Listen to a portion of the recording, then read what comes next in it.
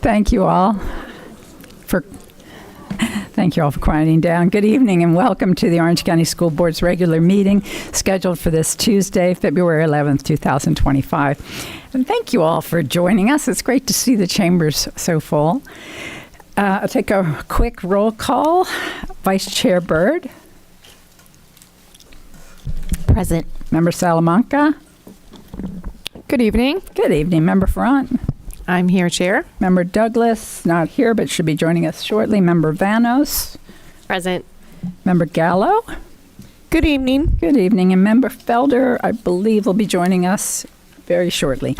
As a reminder, all board members will not be engaging in any outside electronic or digital communication during the meeting so that we can focus on the matters immediately before us. And to my fellow board members, district staff, and any members of the public that may be speaking to the board, please make sure that your microphone is turned on and speak directly into it so that our YouTube and Orange TV viewers can hear you clearly.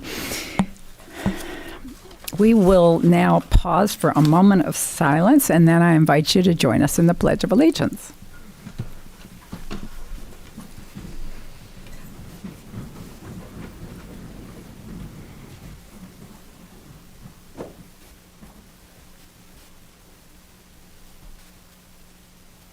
And now for the pledge. I pledge allegiance to the flag of the United States of America and to the republic for which it stands, one nation, under God, indivisible, with liberty and justice for all.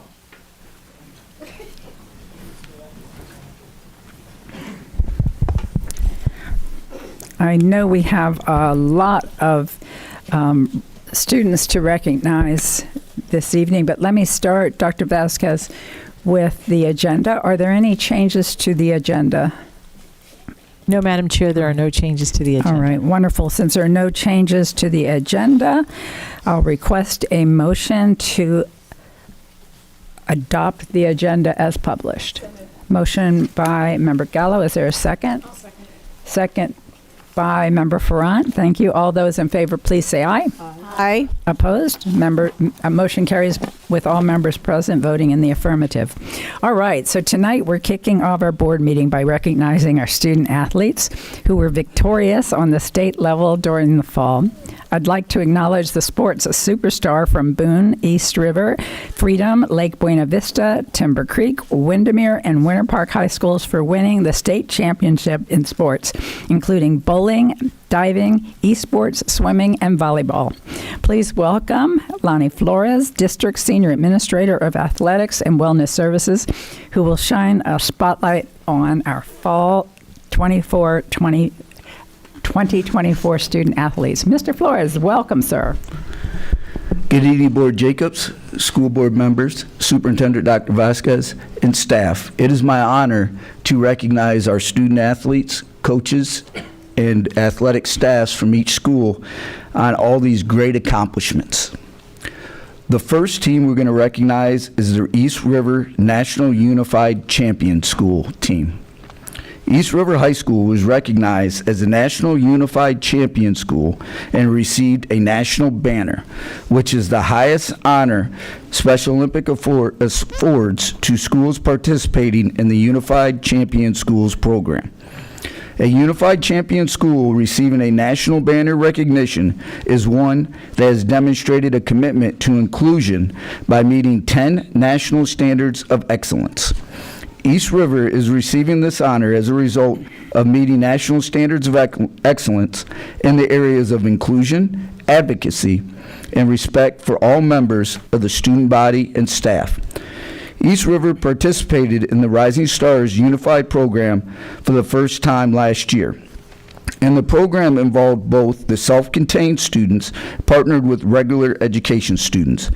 East River High School is only one of 10 schools throughout the state of Florida awarded a national banner. And the school is the only one in Orange County Public Schools this year. At this time, I would like to recognize the student athletes, coaches, and staff for East River High School. The principal is Becky Watson, and the athletic director is Brittany Scott.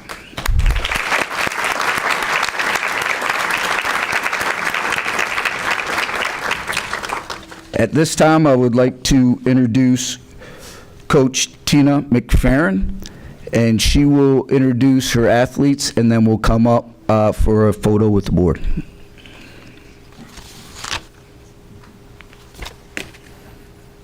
Thank you very much.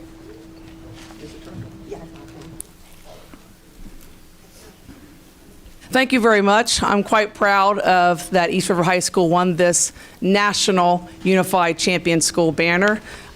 Special Olympics, as you know, is close to my heart, with my son being a member of Special Olympics for the past 8 years. I do have some unified members here with me today. First, I have Mrs. Gore. She is one of our self-contained ESE teachers, and we would not have won this award without her participation with her flight crew, and she deserves a huge round of applause as well for what she did.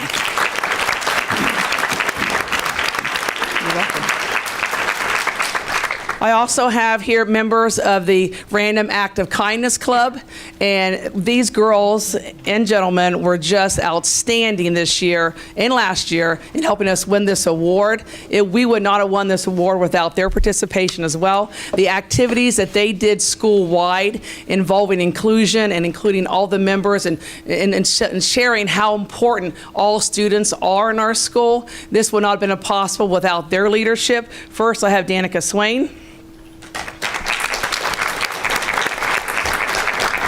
who is vice president this year, President Kelsey Galvin,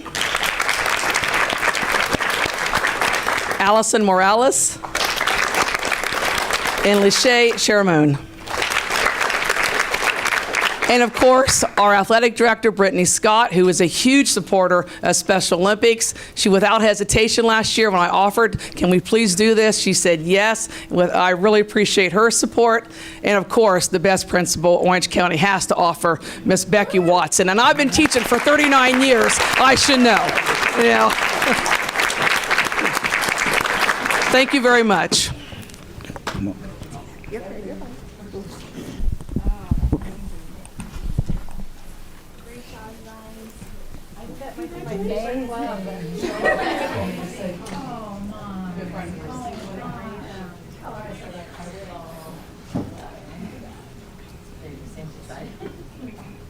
There's no one hiding behind that. No. Good. Big smile. Big smile again. Hold on. Quick peek. One more. Fantastic. Thank you.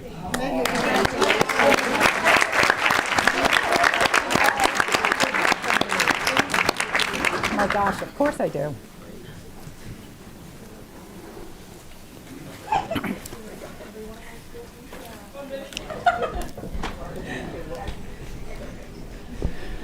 Not only is our students involved as unified team champions, they're also student athletes. And I take it very seriously. We talk about students first. So the next group, we would like to recognize the Lake Buena Vista girls swimming.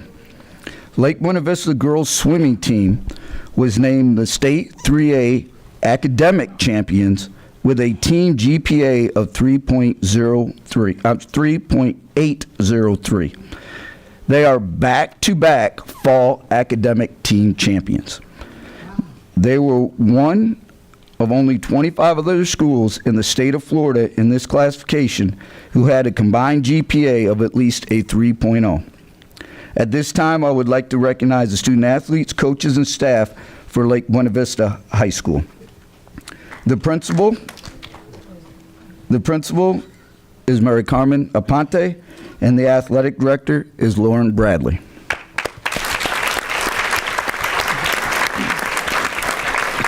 At this time, I'd like to recognize the head coach, Krista Sickles, who will introduce her student athletes, and then they will come up for a photo. So I just want to put out there, not only are they academic champions 2 years in a row, but we practice at 5 a.m. So they get up, and then they practice, go to school, and then they dedicate themselves to their studies. So we have no excuses, so I love that. We have 2 seniors here today, and so I just want to say Alexa, she's planning to attend either Johns Hopkins or University of Florida to major in biology on the pre-med track.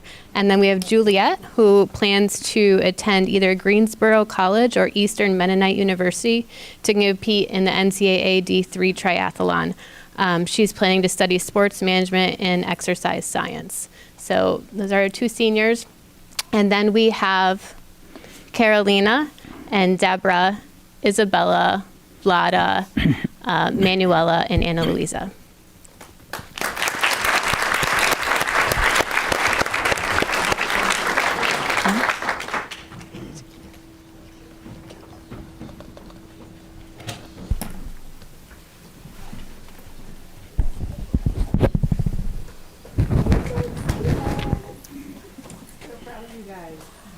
Congratulations. Are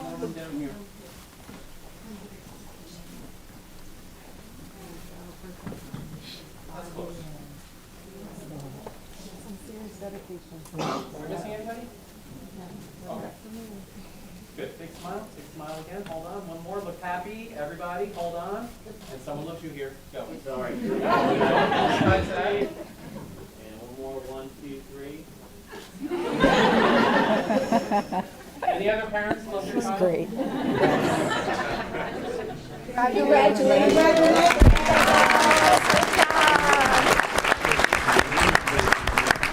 Yeah.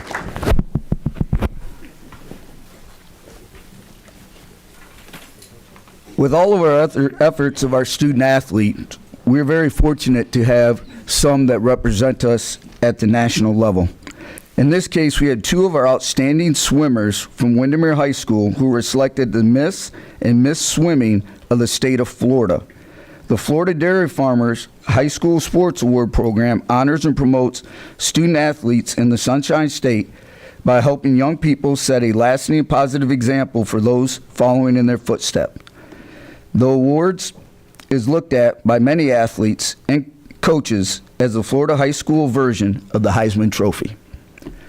What makes this award even more unique is that the recipients are siblings. Riley Earsman is a sophomore at Windermere High School and also competed in the Olympic trials for swimming last spring. Ryan is a senior at the school and will be attending the University of California, Berkeley, where he will continue his academic and athletic career. This is the 2nd consecutive year earning this distinction by the state of Florida. At this time, I would like to recognize the principal and athletic director for Windermere High School, Mr. Andy Leftakis, and Miss Jill Sutton.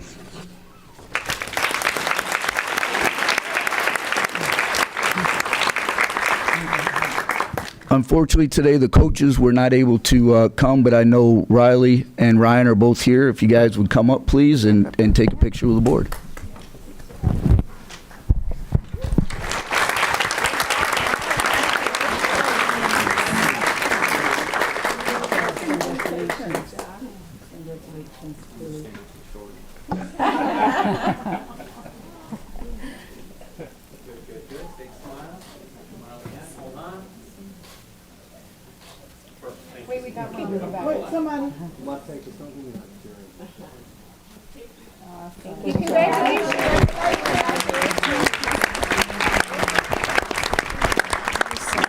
Yeah, right? Yeah, wow.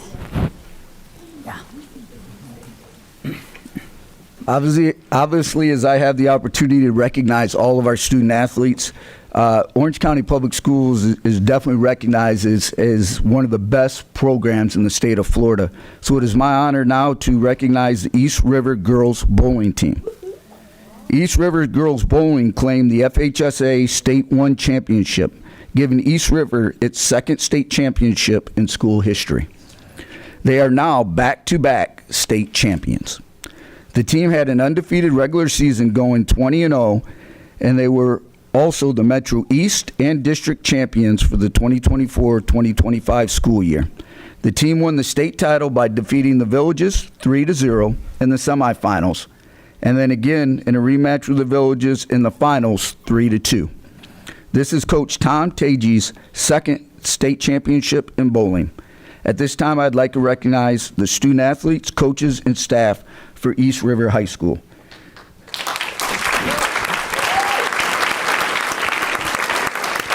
The principal, Miss Becky Watson, and the athletic director, Miss Brittany Scott.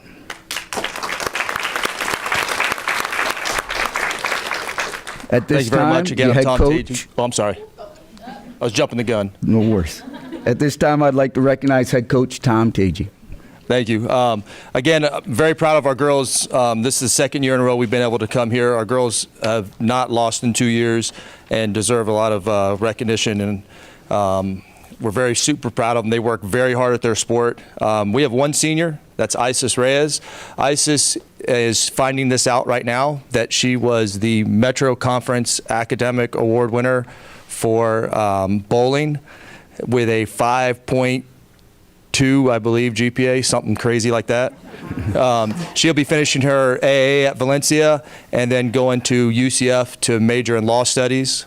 So if you need a good lawyer in a few years, that's her. And then our other members are Emily Marmolejo.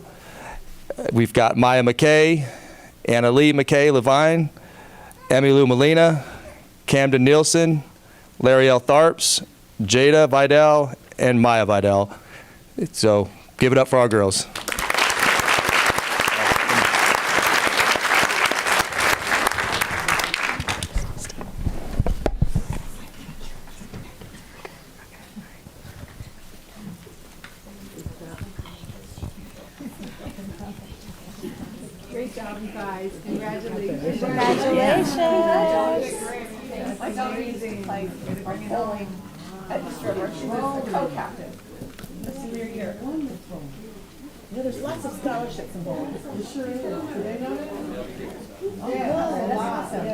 Great. Congratulations, girls.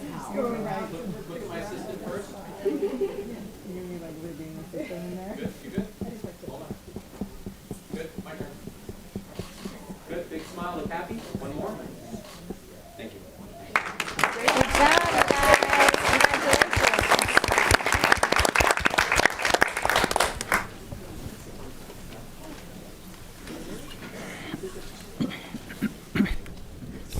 The next group I'd like to recognize is Winter Park High School. Not only did they receive many awards for the 2023 school year, but they also won the girls volleyball state championship. So I'm going to kind of combine these together.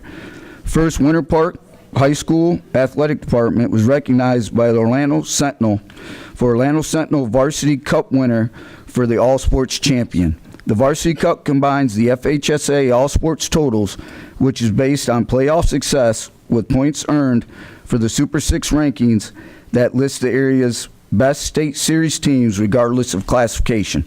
Winter Park finished first as voted by the Orlando Sentinel. They also received the Florida Athletic Coaches Association Carrie E. McDonald Award. This award is presented by the Florida Athletic Coaches Association. It is recognizes the most successful athletic program in the state of Florida. Winter Park was the 7A Athletic Program of the Year. The last award I'd like to recognize is the Florida High School Athletics Floyd E. Lay Sunshine Cup All Sports Award. The Floyd E. Lay Sunshine Cup All Sports Award is presented by the FHSAA for points awarded to a school based on its finish in the FHSA State Series competition in each sport in the classification in which it is assigned to compete. Winter Park was the overall 7A Athletic Program of the Year. At this time, I'd like to recognize Principal Matt Arnold and Athletic Director Andy Childs.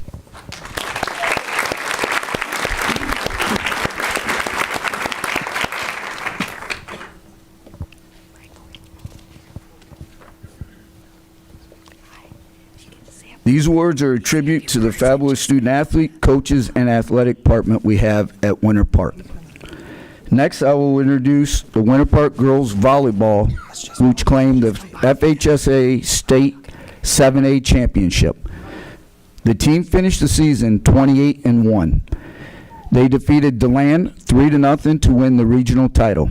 They won the state semifinals over Osceola 3-1 and won the state match in 5 sets over Plant 3-2. This is Winter Park's 5th state championship in girls volleyball, all under Coach Stephanie Gibson.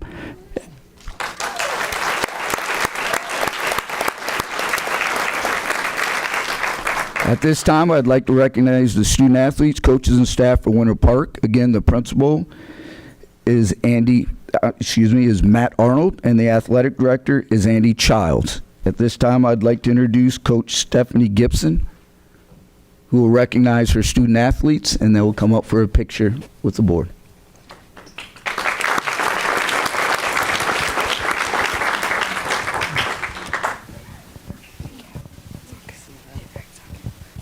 First of all, I'd like to thank Superintendent Vasquez, our school board members, OCPS Athletic Director Lonnie Flores, our principal Matt Arnold, and our amazing athletic director Andy Childs. Girls, I'm going to ask you to do something a little different this time. When I call your name, if you'd stand up to be recognized individually, that'd be great. So we're going to start with Isabel Bertelson. Stand up and sit back down. Very good. Isabel's a defensive specialist and a junior. I'd like to recognize senior Emily Fornes. Emily has the distinction of being sixth in the class. She's ranked. She also has won back-to-back OCPS academic Player of the Year, and that is very difficult to do. We're really proud of Emily and her work. Isabel Incinelli. Isabel is a sophomore that is one of the top recruits in the nation, standing at 6'5". Or 6'12", as we call her in practice. I'd like to recognize Jordan Lehman, sophomore libero. I would like to recognize Lily Kolb, junior, middle blocker. I'd like to recognize Paige Lehman. She's the libero. I'd like to recognize Amelia Mancino, junior outside hitter. Amber McLean, junior middle blocker. Senior Sailor Parker. Sailor has yet to make her college choice, but we're very proud of Sailor. Tyler Peluso, senior.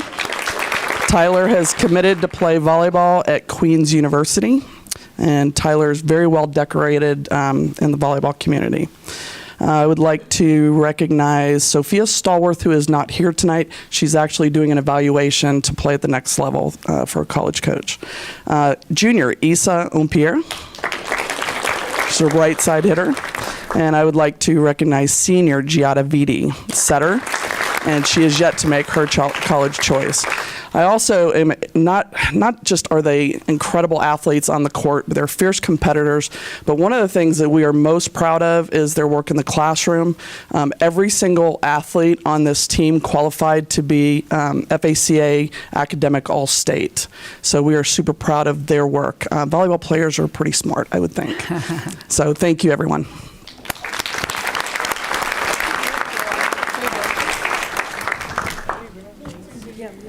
Yeah, bring your certificates. Okay.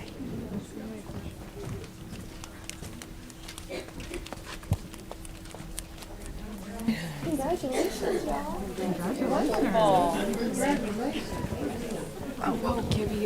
I would also like to recognize Coach Emily Loftus-Ewing, Coach Kimberly Musante, and Coach Terry Bentley.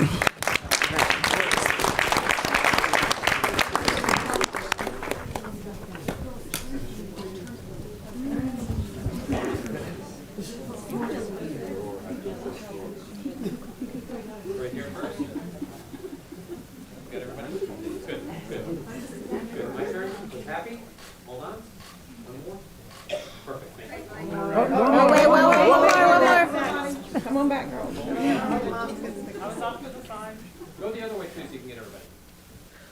No. Your phone. But she wants it first. You want it the other way, but okay. We'll get them both. Who's your child?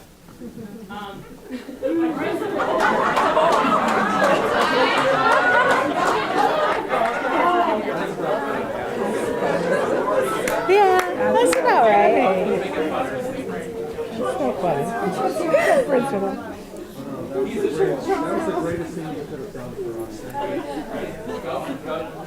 Hold on. Own that moment.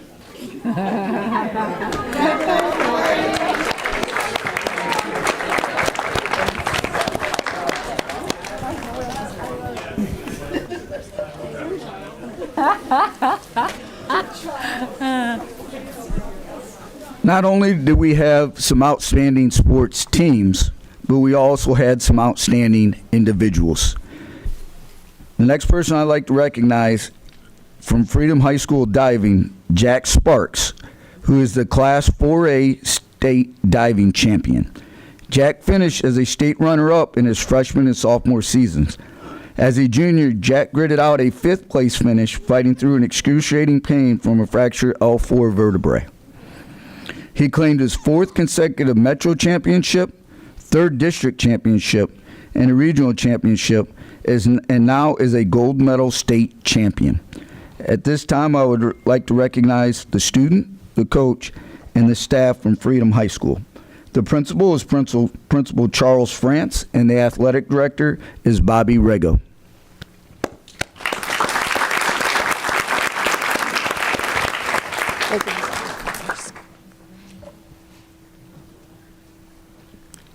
Jack is a senior, and he'll be diving for Florida State University.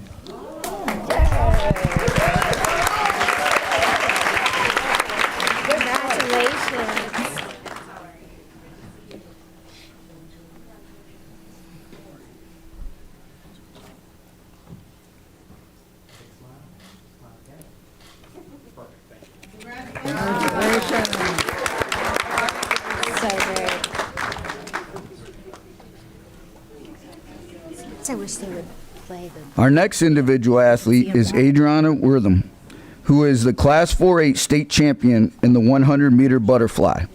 She is an 8-time All-Metro champion, 5-time All-American, and 2-time state champion after winning the 500-yard freestyle last year. Adriana holds 9 of 11 possible swimming records at Boone High School and has committed to swim for the University of Kentucky next year.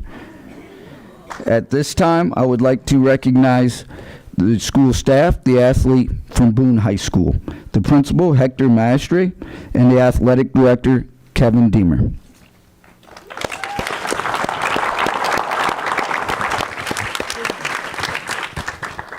You guys would like to come up and take a photo with the board?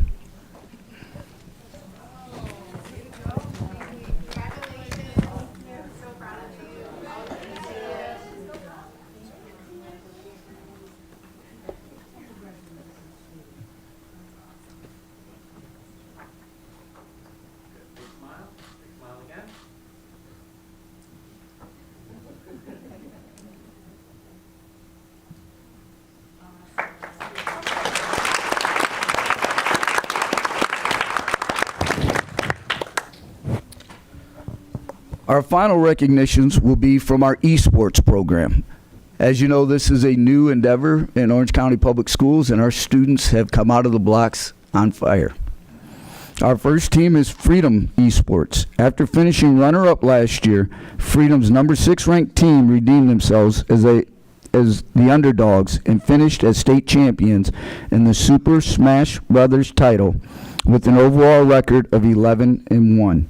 At this time, I'd like to recognize the students, coaches, and staff from Freedom High School. Again, the principal for Freedom High School is Charles France. The athletic director is Bobby Rego.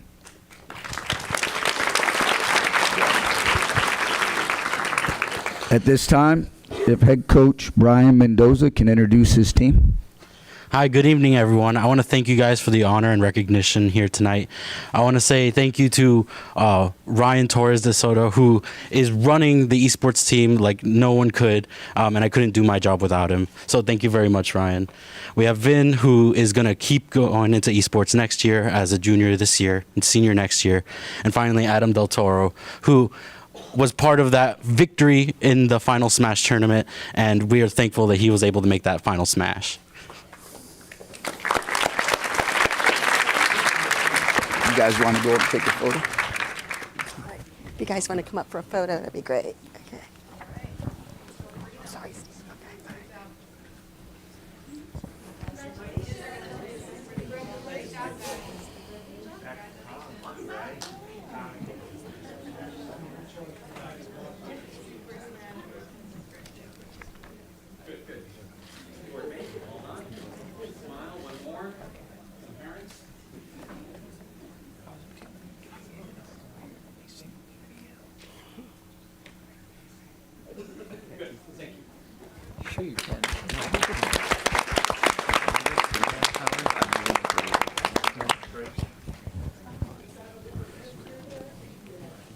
Our next esports team is the Timber Creek Esports. They finished the undefeated regular season and took the #1 place in the playoffs. They ended up finishing second place last year, using that experience to achieve an undefeated season this year and becoming state champions in the Rocket League title. At this time, I'd like to recognize the staff, students, and coaches for Timber Creek High School. The principal for Timber Creek High School is Mark Roscoe, and the athletic director for Timber Creek High School is Jimbo Priest. At this time, if I can have Coach John Francos to introduce his athletes.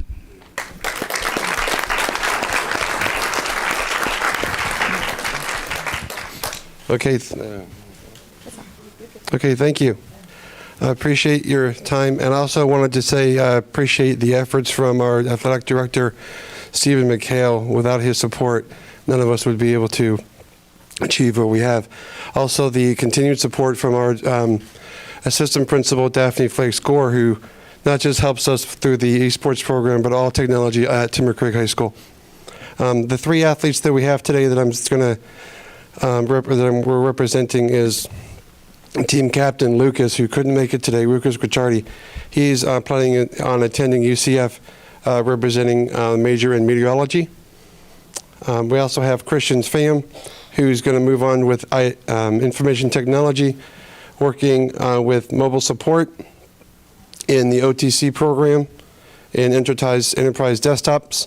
And then we have Nicholas Haddock, who's going to be looking for a future in agriculture and expects to attend additional Florida schooling.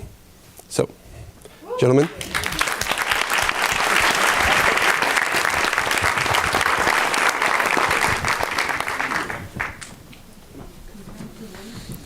Congratulations, guys. Yay. Oh, I like the shirts, too. Cute.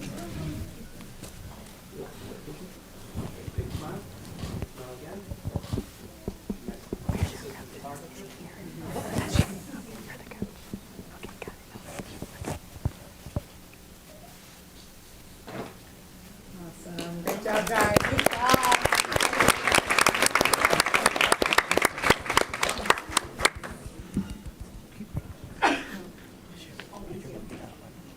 The last team we will recognize this evening is the Windermere Esports team. They finished undefeated, 7-0 game record, a 14-0 match record in the regular season for the first place seed out of a field of 34 teams. They were 4-0 in the postseason in the Florida FASA Fall 2024 Mario Kart title state champions. Sean Lavender and Rooney Vasquez are the last of the founding players. They joined as freshmen in the first year that the Windermere program was established. At this time, I would like to recognize the principal, the coaches, and the student athletes for Windermere High School. The principal is Andy Leftakis. The athletic director is Julian Sutton.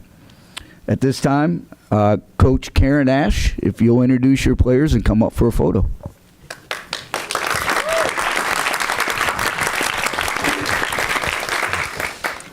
Thank you, Lonnie. It is an emotional year for us, founding the program 4 years ago, 7 seasons ago. And Sean and Rooney are the last founding members of the program. Sean is a senior. He's applied to FIT. Rooney Vasquez Marcano has applied to UCF to study computer science. We also have here Jack Aboud, Marcos Lima, and Beckett Vorwaller.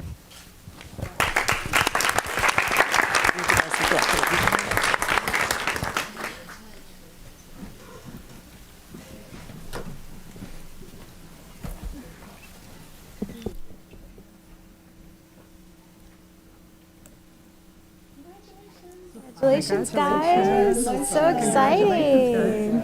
Congratulations.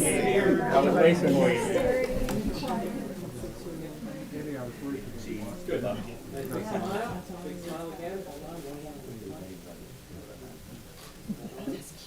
Perfect. Hold for the parents.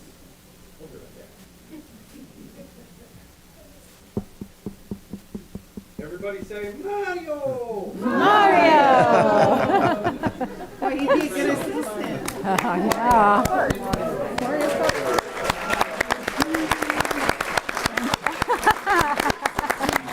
Yes. I'm so proud. So proud. Congratulations. On the behalf of our student athletes, our coaches, and our athletic departments, I thank the school board and Superintendent Dr. Vasquez for the support that you give all of our individual students, not only in the classroom, on the field, and in esports. Thank you, and if I could come up, I'd love to get that fist bump to start the year off right. Thank you, guys. Absolutely. Have a good night.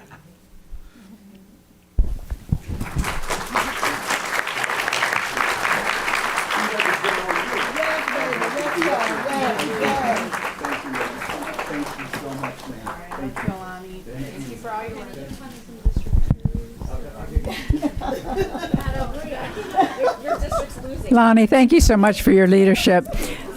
To all of our student athletes, we're so proud of you and so excited to see where you're going to go from here. Those of you who are going off to college, have a great time. I know you will, especially whoever's, where's the young man going to FSU? All right. Go Noles. A little bit partial there. But anyway, we are enormously proud of you. Lonnie, congratulations. Great job again. And with that, I think we're going to let you guys go. Thank you.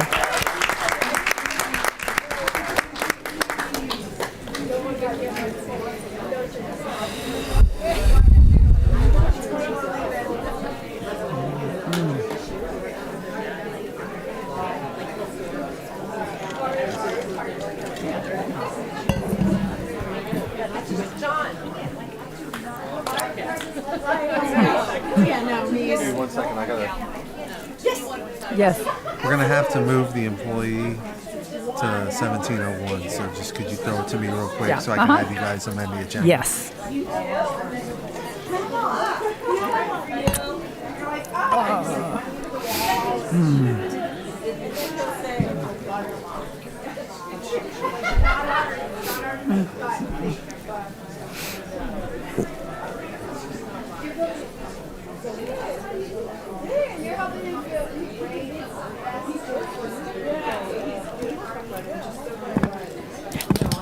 Did I pick up Did you see your message? Yeah, I Somebody love just it. wanted to. Yeah, I love it. Yeah. What is it? It's positive. It's our it's our dog. You know. Yeah. Mhm. All right, board members. Mr. Palmerini has just informed me we need to modify the agenda. Mr. Palmerini, you're recognized. Thank you, Madam Chair. One of the speakers who signed up is on the employee personnel action in 5.01. The initials are JR. That would need to be moved to 17.01 on your non-consent agenda. Very good. Thank you, Mr. Palmerini. Is there a motion to amend the agenda? Motion by Vice Chair. Is there a second? Second by Member Douglas to amend the agenda as stated by Mr. Palmerini. All those in favor, please say aye. Aye. Opposed? Motion carries with all members present voting in the affirmative. All right. Dr. Vasquez, do you have any newly appointed administrators to recognize? No, Madam Chair, we do not. All right. Moving forward, it's my pleasure to welcome to the podium John Miller, principal of Meadowbrook Middle, who will speak on behalf of the Orange County Association of School Administrators. Welcome, sir. Good afternoon. Can you all hear me? Yeah, I'm going to try to raise that podium Which for one you was a little working? bit better. There we go. Thank a little you. better? Thank You're you. welcome. Thank you. So good evening, Board Chair Jacobs, school board members, Superintendent Vasquez, Deputy Superintendent Armbruster. My name is John Robert Miller, principal of Meadowbrook Middle School. I bring you greetings from Orange County Association of School Administrators. A number of OCASA members and I were privileged to attend the Florida Association of School Administrators Advocate 2025 conference in Tallahassee last week on Tuesday, February 4th, Wednesday, February 5th. This was an opportunity for OCPS administrators at every academic level to participate in advocacy days at the Florida Capitol. We had a productive time in Tallahassee. OCASA's fall legislative candidate forum paid off. Our delegation greeted us with open arms. As advocates of education, we met with 15 members of Orange County Legislative delegation either in their offices and or right after committee meetings. Not only did we leave behind a wealth of information for our legislators, we also treated them with cookies made in-house by our very own culinary students under the leadership of Senior Director Alex Heidelberg and the Orange Technical College South Campus. We focused our attention and time on 3 areas since there are hot topics in Tallahassee throughout the Florida school districts. During our time with the delegations, we emphasized goals to establish a consistent definition of chronic absenteeism in the state of Florida, increase funding for school safety and mental health services and supports, the complete repeal of middle school and high school start times. We left our delegations with the OCPS, OCASA, and FASA platforms. Chief Communications Officer and President of the Foundation of Orange County Public Schools, Scott Howard, led us along with Senior Director for Government Relations, Marquise McMiller, and OCASA's Executive Director, Dr. Anna Diaz, as we advocated for our school administrators and public education, sharing our experiences and stories. Advocacy Week is one of, if not the most important events we participate throughout the year. We believe it's our responsibility to participate in the legislative process so we can affect positive change in our schools, district, and the great state of Florida, leaving a memorable mark that can never be erased. The following OCASA members volunteered to attend FASA Advocacy Days this year. Principal Nate Hay, Lake Civil Elementary. Principal Dr. Monica Gordon, Lockhart Elementary. Myself, John Miller, Meadowbrook Middle School, and Assistant Principal Christina Morzik from Lakeville Elementary, and then Principal Becky Watson, East River High School. In closing, we look forward to continued collaboration, not only at the state level, but also with our federal legislators. We are truly honored to work alongside with district leaders as we advocate for public education. Thank you. Let me recognize, before you step away, let me recognize Member Gallo. Thank you, Madam Chair. I just want to say thank you all. I saw the pictures, and y'all did such a good job. I enjoyed seeing all the pictures with all the delegation. How was the 3 items received? In Tallahassee, was it received well? That's great.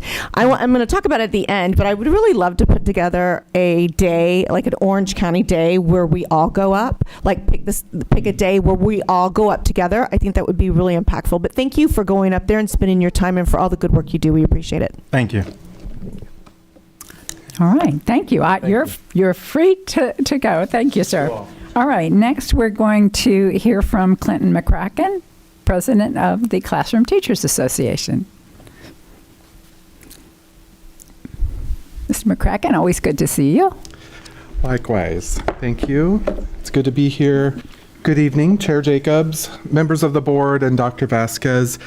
I want to start by saying how thrilled we are to have come to an agreement with the district to provide 3 weeks of paid maternity leave. This is a huge step forward for OCPS, our families, and our employees. Maternity leave is essential because it allows new mothers the necessary time to recover from childbirth while bonding with and caring for their newborns during a critical stage of development. Providing paid maternity leave supports the physical and mental well-being of both parent and child, ultimately leading to stronger families and a workforce that feels supported and valued. And I'm excited that we've committed to continue discussing the addition of paid parental leave in the future because we know how critical familial support and adoption leave are for our families. I also want to address the ongoing issue of affordable housing that makes it nearly impossible for our educators to afford to live and work in Central Florida. It is one of the many reasons educators are leaving this profession. We appreciate that the district is acknowledging this crisis, and we welcome the addition of some affordable housing units. But let's be clear, this is not a housing problem, this is a teacher pay problem. Yes, part of this issue Part of the issue is Tallahassee's lack of sufficient investment in public education, but we also have a responsibility right here in Orange County to prioritize teacher pay in our budget. Our educators should not have to take in roommates just to afford rent. They shouldn't have to move to other counties, spending hours commuting. They shouldn't have to take on second and third jobs to pay their bills. They should be able to afford to live in the communities where they work. We must do better, we can do better, and our teachers are ready to fight forward for a better future in this regard. And last of all, I'm excited to share that I've been re-elected to serve as the CTA president for another 3 years. Thank you. Serving in this role is a huge honor, and I don't take the commitment lightly. I'm dedicated to continuing the fight for a better life for our 14,000 educators because they are dedicated force in this community to improve the lives of our students. They are often unsung heroes who put their heart and soul into this noble profession, and I'm humbled to represent them. To our union brothers and sisters who have put their faith in me and our leadership team, thank you. Our union is stronger than ever because you understand that you are the union. Together, we're moving forward with determination, strength, and a bold vision for a brighter future. Thank you. Thank you. All right, next we will hear from Ron Pollard, president of the Orange Education Support Professional Association. Well, I tell you, Mr. Pollard. I feel funny I don't have a forward. Oh, I hold this. There you go. But anyway, I'm kind of sad when all the kids leave out because I want to tell them how proud I am of them. I've noticed, and from working in the schools myself, that there's a healthy bond that our support staff and our teachers form with the kids, and they speak into their lives in a positive way. And I can tell because when my wife and I, we go to the stores in our neighborhood, in our area, the kids bum rush her, and they be like, Miss, her name Miss, to them. She works the front desk out of Popka High School. And they be like, Miss, and I see the joy that she has seeing those kids grow up. Not to mention, I got the grandkids there too. So when those kids leave out, I was like, man, I wanted to tell them, even some of the principals, even some of the administrators that be in there, they do a good job. They all do a good job, and our teachers. I want to ditto something that Clinton said. I appreciate the maternity leave. As we grow in a career, our employees need to know that our district really, our employer really have them at heart. And things like that really does help. Also, the housing initiative. I was so excited when Dr. Williams talked to me about it. We had a conversation a while back about housing, and I noticed that it was, I forgot what state it was in, but the school district there bought a apartment complex that was adjacent to the school. And they what do you call it? They renovated it. Yes, they renovated it, and it was an incentive for teachers to come there. And when my brother Clinton was talking about it, I would love to see that expanded more, that it becomes an incentive, that people will want to come to OCPS, move their families here, and grow. And so some of the things that I see, I'm proud that you all think about employees in that way. How can we help? And one last thing I want to say, I want to get a shout out to the transportation department. They're doing their Love the Bus tour. So it's a good time to meet your transportation employee, your bus drivers and monitors and management at the different compounds. And I hope to see you all there. All right? Thank you. Thank you, very Mr. much. Pollard. All right, under 2.04, the board will recall that all proclamations were adopted by vote of the board on August 27th, 2024 board meeting as celebrations and observations. The list will remain on the agenda for the entire school year. Mr. Palmerini, we are now moving on to public comment for the consent agenda. Do we have any speakers? Yes, Madam Chair, you do. You have one speaker, Stephen Holtzman. Oh, perfect. Mr. Holtzman, you want to come on up? And while you're coming up, I wanted to respond to some of your comments earlier. So on the issue of overcrowding, we've been working quite closely with the county on their Vision 2050. I think we made a tremendous amount of progress in that regard. And one of the things that we are supportive of and encouraging is infill development, especially anywhere where we have undercrowded schools. I mean, it's a marriage made in heaven. Yeah, it seems obvious to. Yeah, exactly. So yeah, that is a primary focus, and we're working hard on making sure we have a process in place where they're talking about residential development that affects overcrowded schools, make sure that we don't lose our place in the process. So anyway, that's the update on that. But welcome. So, I mean, first of all, in this crazy messed up world, if you can do something and make the lives of a teacher and their family a little bit easier, you've got to reach for it. That being said, I do think we have a housing problem in the state, and trying to tell that story, it does go back to that Martinez doctrine, and I don't understand the full dynamics of that political situation and who did what. I know that OCPS is involved, the BCC is involved, and I know we have the mess that we have to navigate. I also know that, Florida infrastructure funding for public schools, obviously there's lots of games the state plays.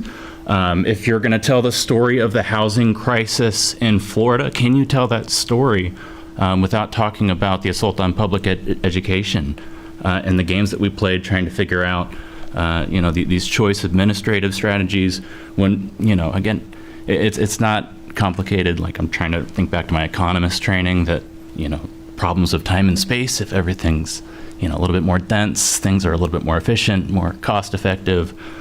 Different set of political problems and the ones that we chose. I've learned a lot from the recently elected Dr. Kelly Semrad. She's now with the county. I'm very grateful for her presence on that board and the things that I've learned from her, especially as we choose to kind of sprawl.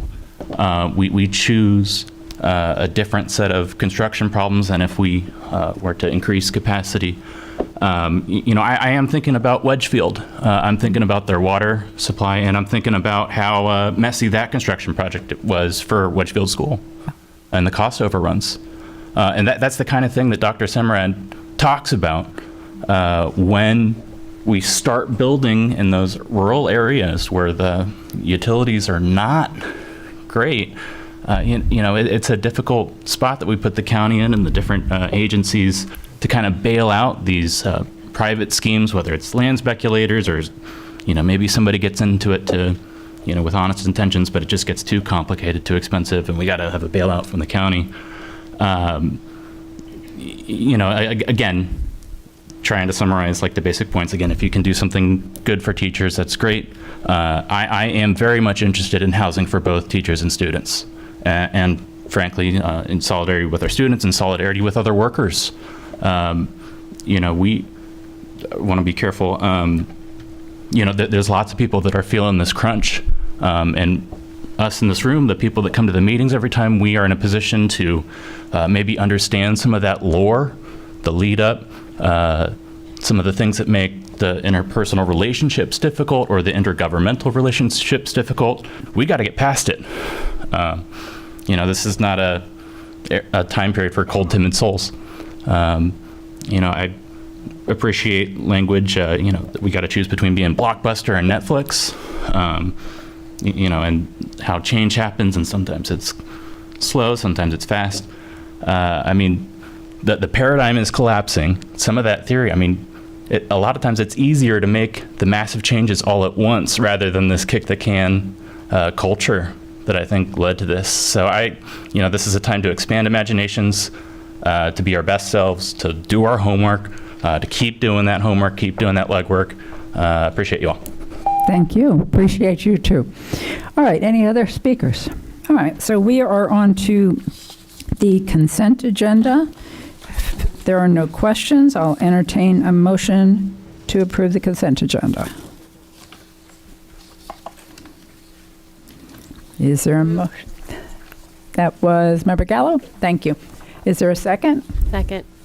Second by Member Vanos. All in favor, please say aye.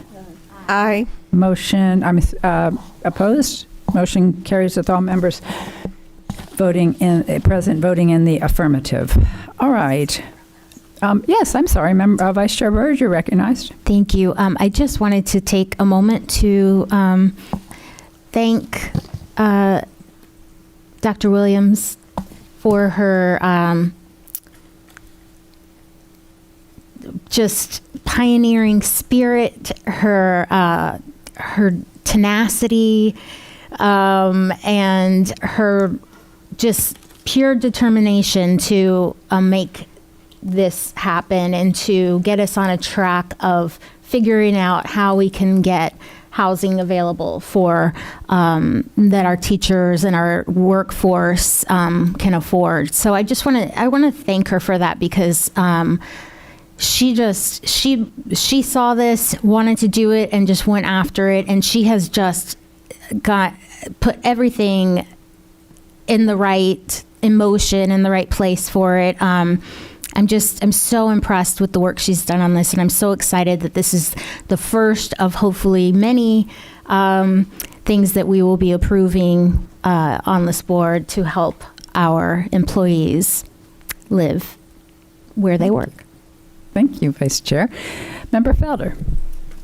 Thank you. Thank you.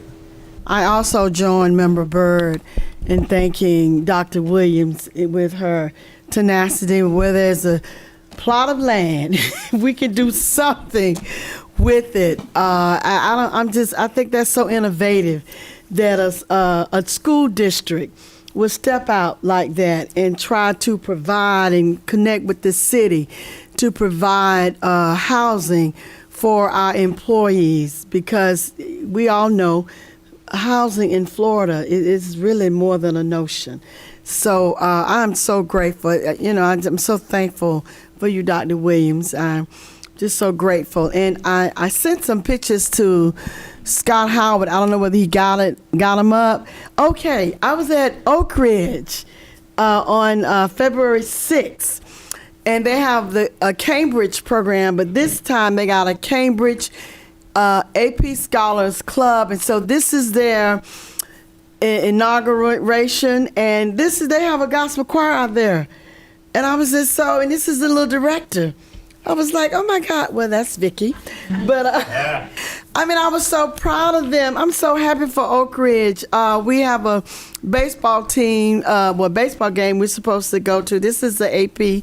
Dr. Hutchison and Dr. Martinez was instrumental in getting him out to Oak Ridge. And the baseball game in February 26th, these are teachers and instructors there. And this is Dr. Williams, who was in charge of the Cambridge program. There was a lot of parents there, a lot of students, and I'm just so happy. Look at that. Those are the students. Those are the kids that were coming in.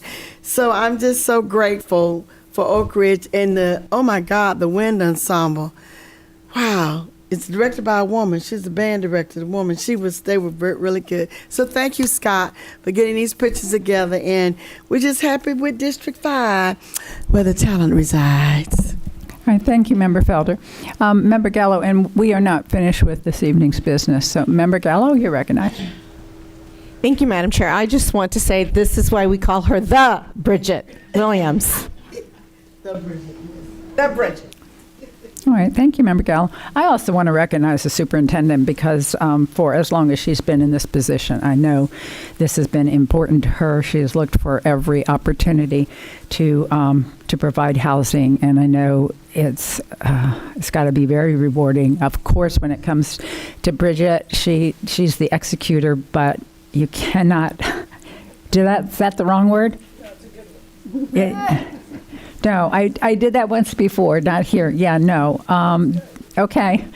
Yeah, but Dr. Vasquez, thank you for your leadership. No, well, I do have an amazing team, and I do want to echo everyone's comments to Dr. Williams, who has been, I think the term was tenacious in making this come to fruition. I do agree that the salaries are at the heart of some of the issues we're seeing. But to be able to provide some of these housing opportunities to our employees, as so many districts are trying to do across the country, and to have Dr. Williams in such a short period of time be able to make this happen. We know she has connections, but boy, does she have connections. So, Dr. Williams, we appreciate you. We love you for all that you do and all that you pour into our district. Thank you. All right, we are going to move on to item 1701. And at this time, I would ask for everyone in the chambers who is not directly related to this matter, if they would, no, I'm not. I'm sorry. No, that's only for student matters. This is an employee matter. All right, yeah, that's true. They don't have to, but it might be nice. But I do want to let the team, our ABI team, know that this portion of the meeting will not be televised. So this is just your opportunity.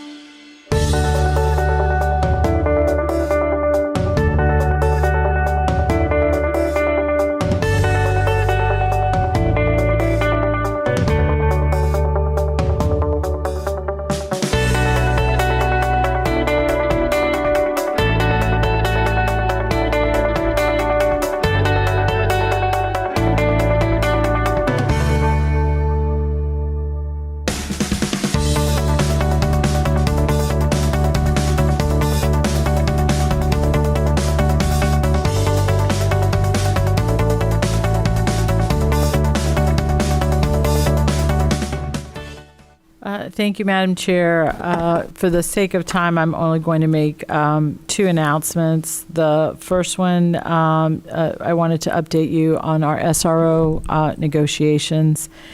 We have had yet another negotiation meeting between the district and the representatives from Apopka, Coe, Windermere, Winter Garden, and Winter Park.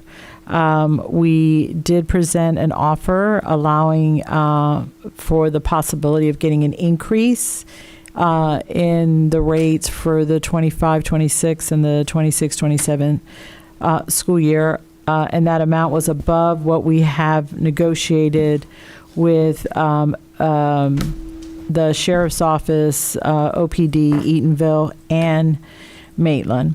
Our offer depended on the statewide safe school allocation increases.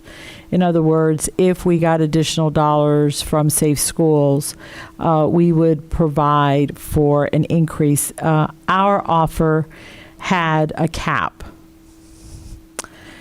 And they have countered and are now not wanting a cap.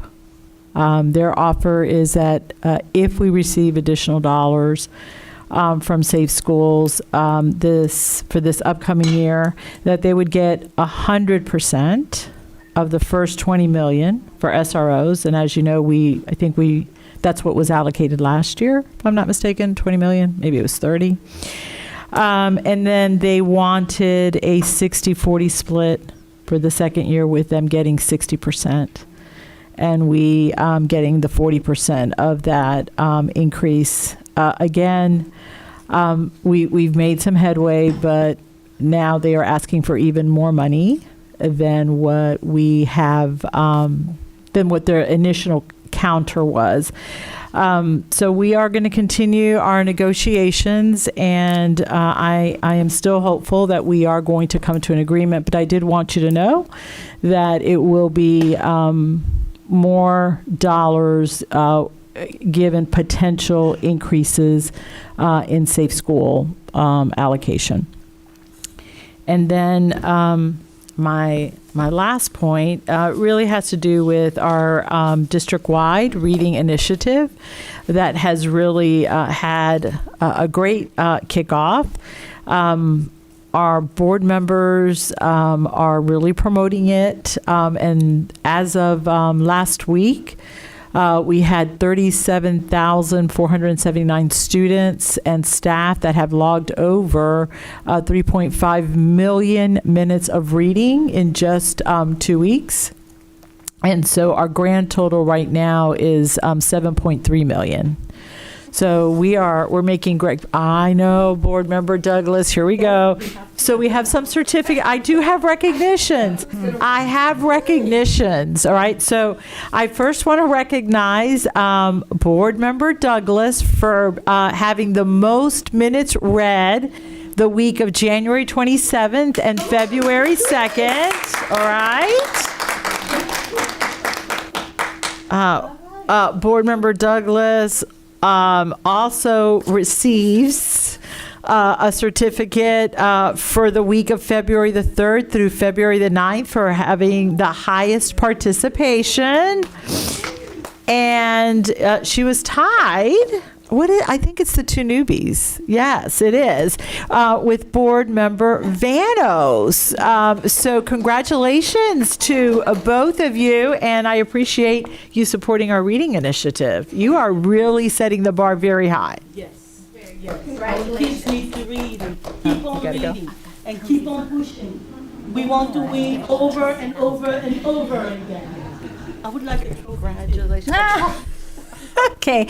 Well, I asked the chair to let me speak. So this is the thing. You do have a beautiful trophy. It's just that it's sitting at home on my kitchen counter because I forgot to bring it today. Jeez. But in my defense, I had like 3 home improvement people at my house today, so it's just been a nightmare. So I have a stand-in trophy for you. I will take it. This is just going to be a stand-in until I bring the other one. There you go. Congratulations. Thank you.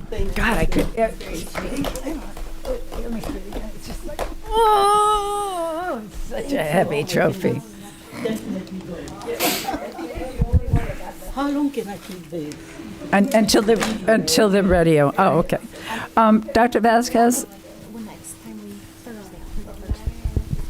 Dr. Vasquez, quick question. So the negotiations were with the 5 jurisdictions, correct?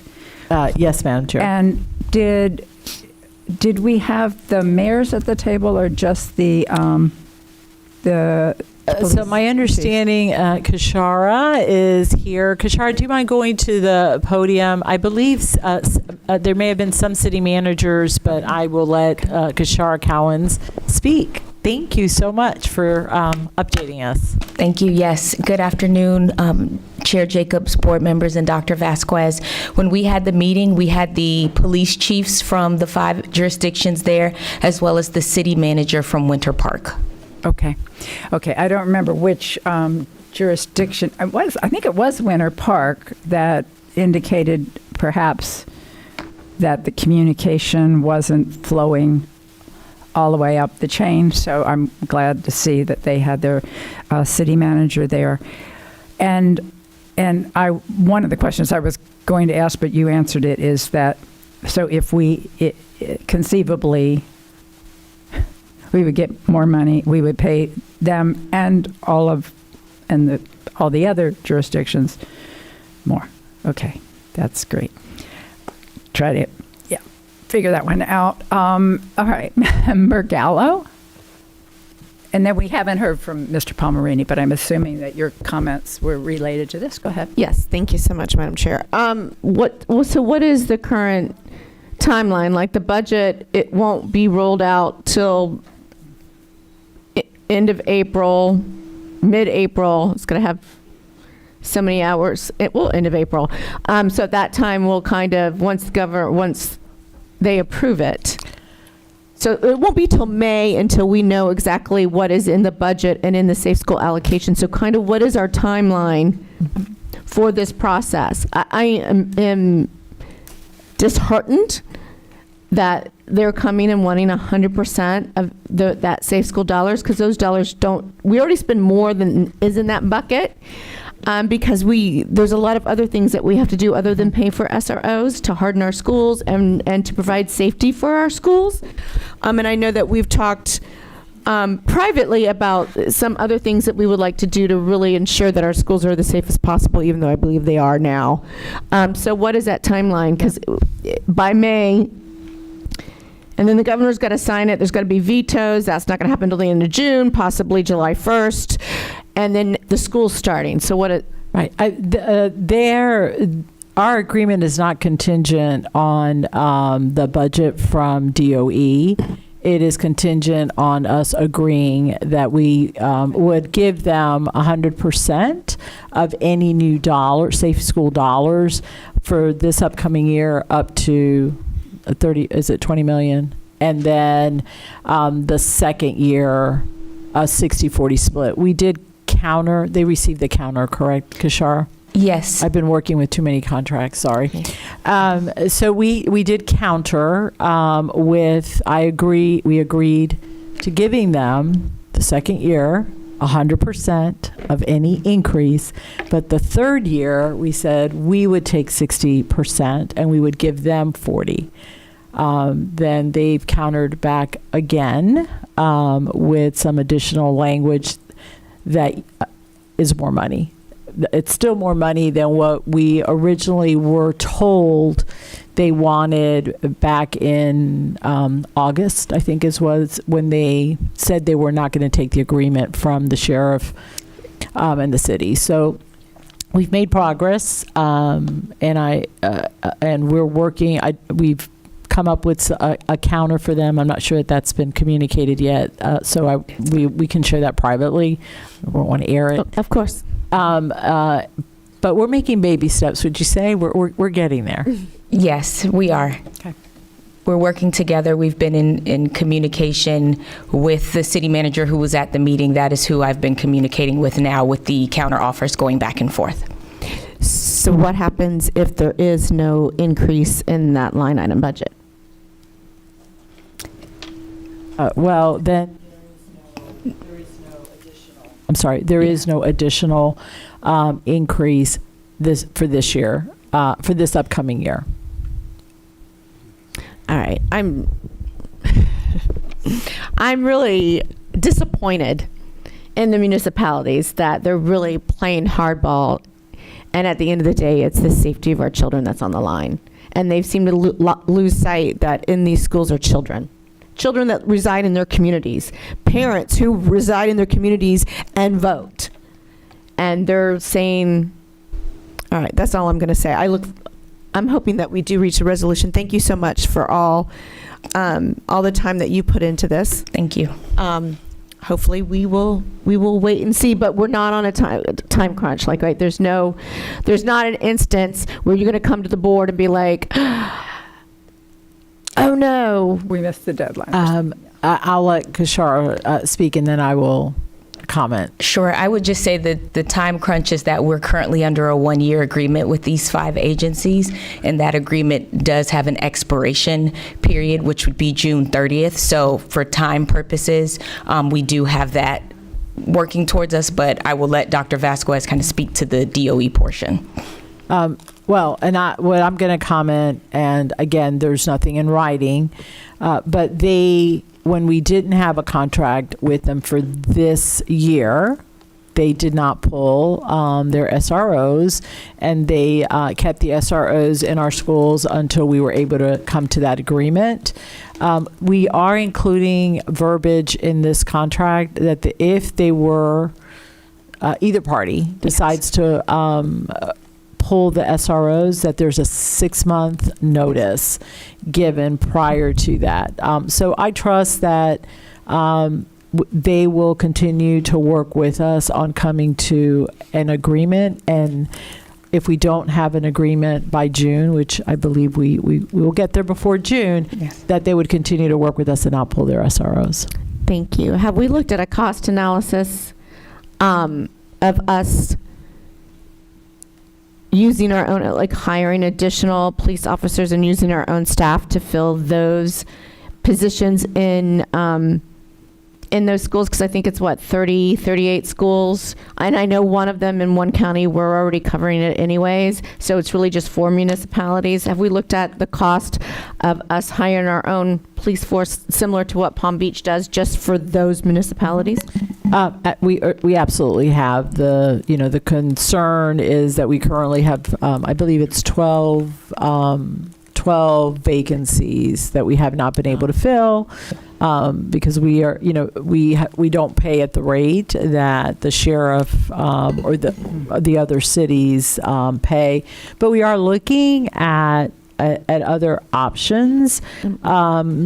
Because we really don't want to be in this type of situation anymore. I have publicly stated that an option is to look at guardians. I know the board is not in favor of that, but there may come a time where we need to have a conversation about the dollars that we are currently expending and are continuing to see an increase in the dollars that the SROs are asking for, and our ability to use those dollars for salaries of our own employees. As we stated, the increase is above 20%.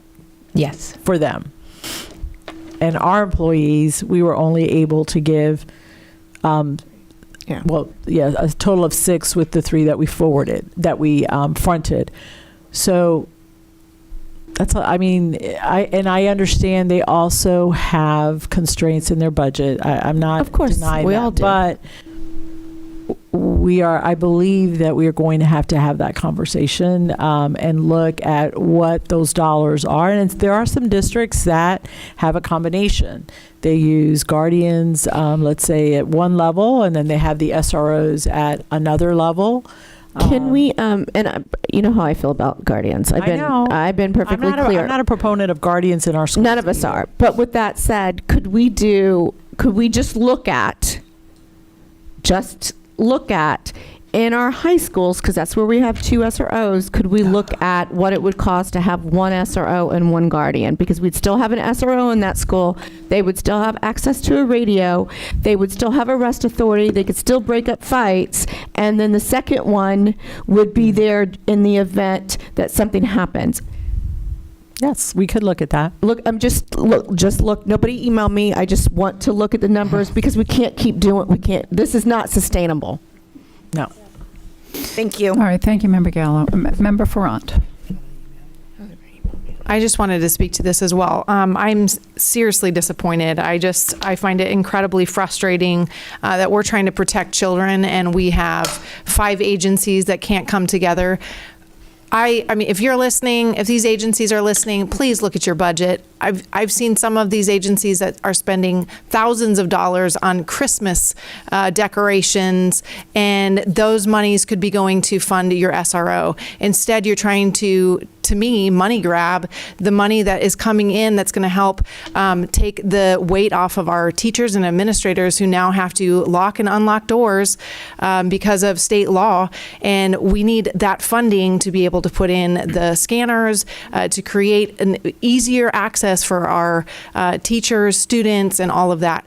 This is absolutely frustrating. And as much as the board may not want guardians, thank you for speaking up, Member Gallo. I think we need to look into other options to see how we can accommodate this. We only have so much money, and to say that we're going to give, if there's an extra 20 million that came in or something, and that we're going to give all that 20 million to these 5, or to spread it around, I don't know what would come in, but it is so frustrating to me. So for me, I think if we did go with guardians ever, I want to see that they were like police officers or things in that nature, some sort of Army, have that experience to be able to protect our kids and have the sound mind to do so. But anyways, those are just my thoughts on it. I just want to clarify that the 20 million is at the state level. Our portion of it is about 7%, correct? So you get 1.4. Okay, and thank that's you. before we give the money that goes to charters, right? So, okay. Just one. I'm not trying to defend the cities, but I think there is another variable in this as well. So law enforcement has to pay whatever it takes to get officers. And we have a state budget that the governor proposed. That's another 25% increase to all of state law enforcement officers. So from their standpoint, the competition just got higher in terms of salaries. They have unions. We have unions. You know what that's like. So there is that aspect that I want to be cognizant of when we say, well, they're spending 1,000 here, a couple thousand there. It's a competitive environment for law enforcement officers. And when I saw this, I get so frustrated that the state can give away 25% raises. And we don't get enough money from the state to give 25% raises. Clinton, is this crazy? I mean, it's just so wrong. And if that's what they think that law enforcement officers are worth, then they should give cities and counties that much money. And if that's what law enforcement officers are worth, I love our law enforcement officers, but our teachers are also worth a lot of money, not because just the risk in the classroom, but the value that they add to society is it's immeasurable. Why can't they give us that money? I'm sorry, totally different subject, but it just really, really is frustrating. If there's that much money in the budget, let us have it for education. Member Vanos? Thank you, Madam Chair. I just want to just echo the frustrations about the municipalities and the way that they are negotiating with us. yeah, just I won't repeat everything that everyone said. In addition to the teacher issue, but looking forward to possible solutions. Guardians has been brought up. I also want to ask about. I asked about this back in December, so I just wanted to follow up. If there cannot be an agreement reached with the municipalities, is there a possibility that the sheriff's office can cover those officers that we would be losing, so that we don't have to resort to Guardians? So that's an option that we've currently looked at. The issue with the sheriff is obviously just personnel, right? That although he has stated that they are making the ground in filling vacancies, they still have vacancies. So that's an option that if we were to be able to partner with them at some point, they would need notice to be able to, gear up their recruitment. But at this particular time, they do not have the personnel to be able to say, we're going to be in 30 schools. Yeah. I'm sorry, 30 police officers. Yes. Okay. All right. Mr. Palmerini. I'm going to be real brief. And we will love you for that. Yes. The Value Adjustment Board is coming up, and we have, last year, Member Salamanca was our appointee, with Member Gallo being the alternate. And we also need 2 citizen appointments, because both of our citizen appointments are no longer serving, or one's not eligible to serve and one has not been able to serve. So I'm going to need the board to bring back citizen suggestions to me so we can get names, and you all are going to have to fight amongst yourselves for the honor of serving on said Value Adjustment Board. Go ahead. Mr. Palmerini, could you send the board a description of what that board does, and because we have new board members and everything, yes, and what you're looking for in a citizen? Thank you. Most certainly. And for the citizens as well. All right. With that, without any further business or discussion, this has been a long day. Thank you all for hanging in there. We got a lot done. Member Ferrand? Yes, can I just say? Go ahead. I just wanted to bring up one thing. I would like to see if the superintendent, I know we've discussed after I had an issue a week at one of my schools with a teacher, and then now I think today there's another issue with a different school, but I want to see how are we providing that or ensuring that our teachers have read through that, like, teacher code of conduct. I don't remember what the legal term is. The directives. Mm-hmm. Mr. Bixler, do you mind? I don't see Jim here. Maybe he is back there. The lights. No. So we do have what we call them our management directives. We actually have created a Canvas course. I believe we have our administrators that have gone through it. I don't want to misspeak, but I believe there has been or will be conversations with Mr. McCracken and with Mr. Pollard about the possibility of coming together and finding common ground where our teachers review what those management directives are. That is correct. Many times they're not aware of that, so some suggestions were made that maybe that becomes part of what's all, during like pre-planning, that's something that they have X amount of time to be able to do, so that they're aware of it. There's been no agreement reached, and we're very happy to hear any ideas that Mr. McCracken or Mr. Pollard have. Many of our teachers, when they commit an offense, will say, I didn't know. And so we believe that at least being aware of what those management directives are and what you can and can't do would be beneficial to our employees. But Mr. Bixler, you may be able to provide more insight. That's correct. We do have a Canvas course for administrators. It's like a 99% completion rate. And we are working, currently Tim Smith is working on creating a document that'll go out in the next probably week and a half that gives a brief summary of each of the management directives with links to the current ones.